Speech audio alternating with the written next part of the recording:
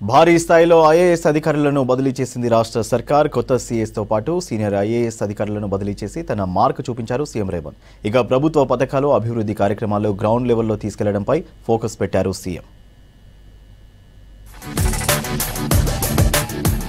అధికారంలోకి వచ్చిన ఏడాదిన్నర తర్వాత అధికారులను భారీ స్థాయిలో బదిలీలు చేసింది కాంగ్రెస్ ప్రభుత్వం.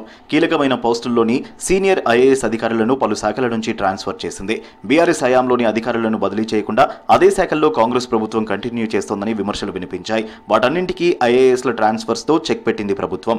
జయేష్ రంజన్, దానకిషోర్తో పాటు వివాదాలకు కేరాఫ్గా ఉన్న స్మితా సబర్వాల్ మరికొందరు అధికారులను బదిలీ చేసి తన మార్కు చూపించింది రేవంత్ సర్కార్.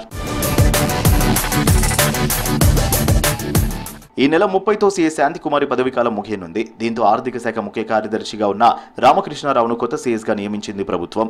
మే నుంచి కొత్త సీఎస్ ఆధ్వర్యంలో ప్రాధాన్యత గల అంశాలపై ఫోకస్ పెడుతూ మెరుగైన పాలన అందించేందుకు ప్లాన్ చేస్తోంది.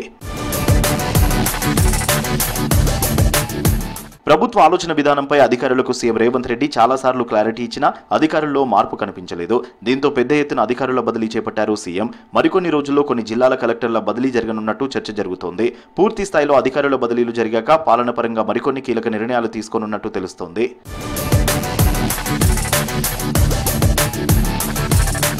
మొదటి నుంచి ఆరోపణలున్న అధికారులను ట్రాన్స్ఫర్ చేసి ఆ ప్లేస్లో కొత్త అధికారులను నియమించింది ప్రభుత్వం. ఇక పాలన పరంగా మార్పులు చోటు చేసుకున్నట్టు ప్రచారం జరుగుతోంది.